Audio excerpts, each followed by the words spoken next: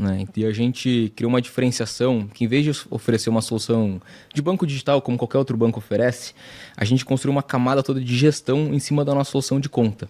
Então, o que é a solução de gestão, a tecnologia de gestão? A gente ajuda as empresas a gerenciar melhor os gastos, a acompanhar os custos, a criar tendências de pagamento, a integrar com ferramentas.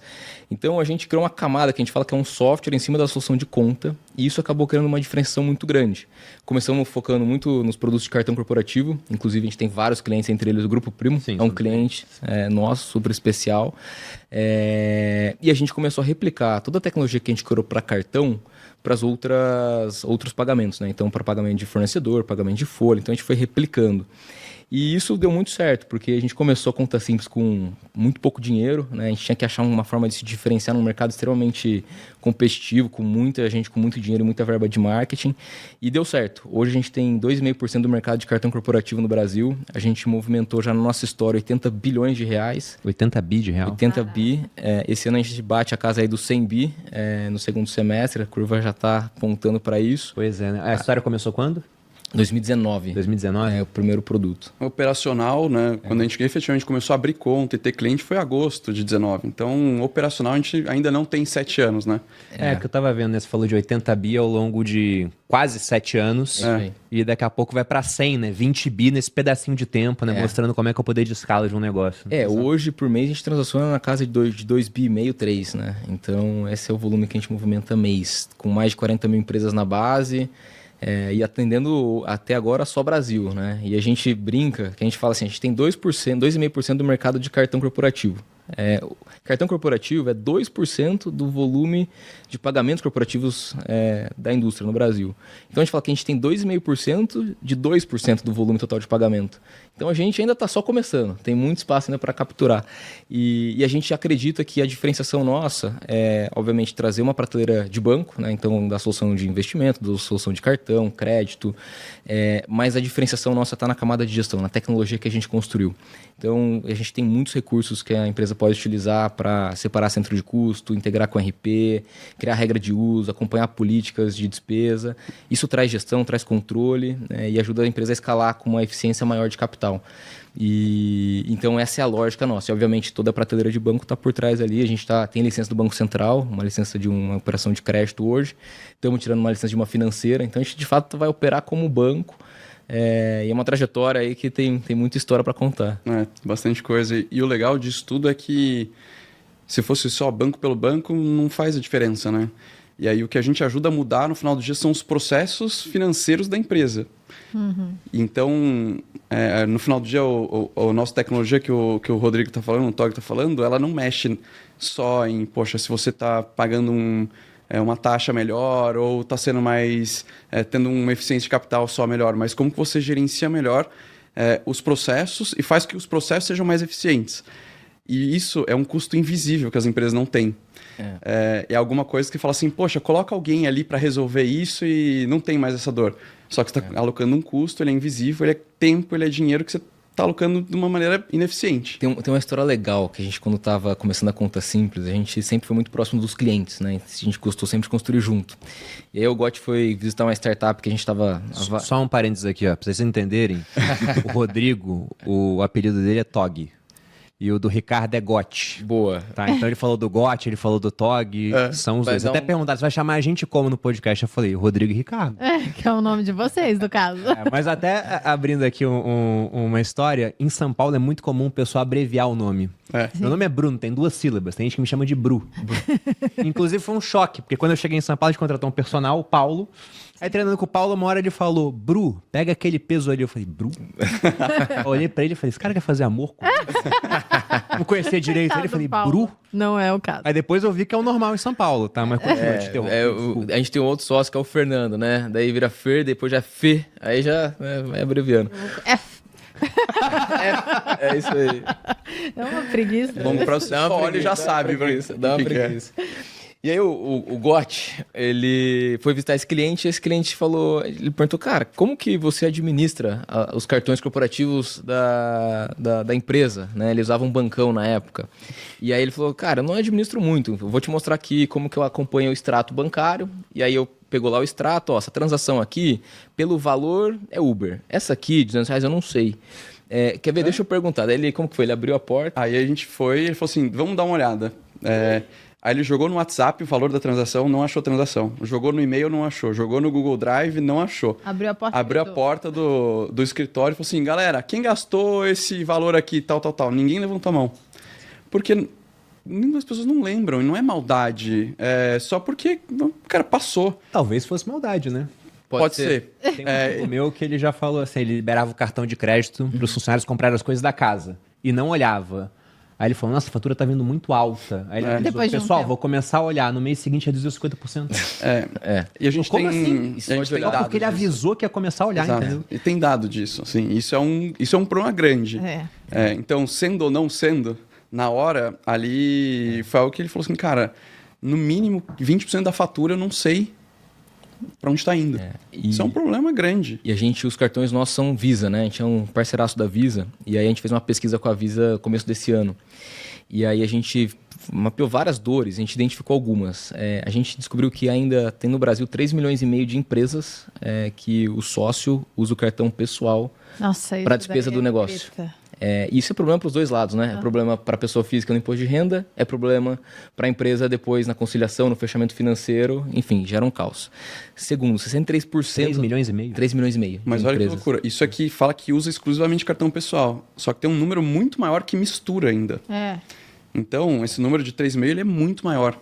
E uma coisa que a gente percebeu, que a gente começou a colocar na nossa oferta, tinha muito empresário que usava o cartão pessoal, porque ele falava assim, mas eu acumulo ponto, milha, o cartão corporativo não me dá isso, né? A gente falou, pera lá, então a gente tem uma forma de resolver. Aí a gente tem hoje uma dinâmica de cashback para os clientes, a gente fez parceria com a Livelo, então os clientes podem trocar por pontos da Livelo, e a gente está fazendo uma parceria com uma outra empresa de travel, né? de viagem.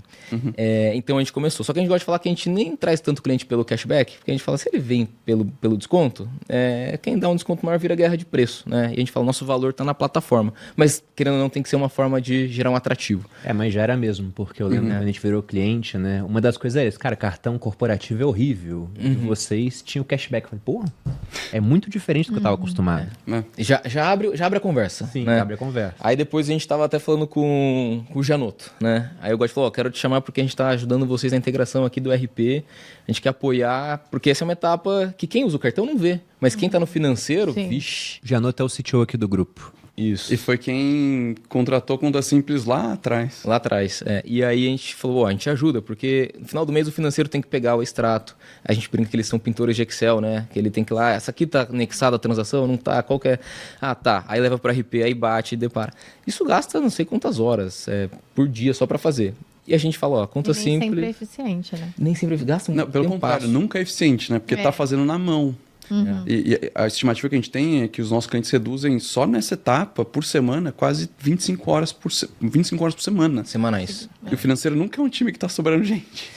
Porque pensa que o cartão já nasce com uma configuração de centro de custo, com uma categoria atrelada na transação, essa informação já vai direto para o extrato já está integrado com o RP, e a nota fiscal da transação a gente coleta via WhatsApp ou via qualquer outro canal e já deixa ela dentro da linha do extrato, dentro do RP.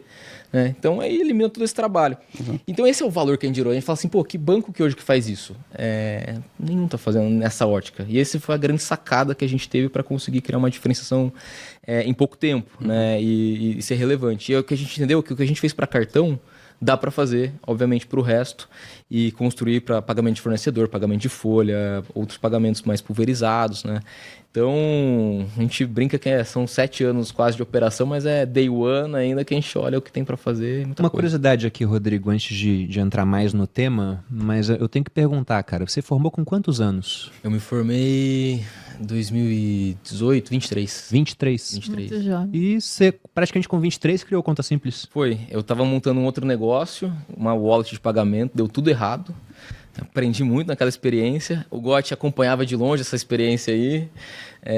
E aí eu deu errado. Eu falei, cara, tem uma dor aqui de cartão. Eu era o sócio que tocava o financeiro dessa empresa, dessa startup, né? Não dá nem pra chamar de empresa.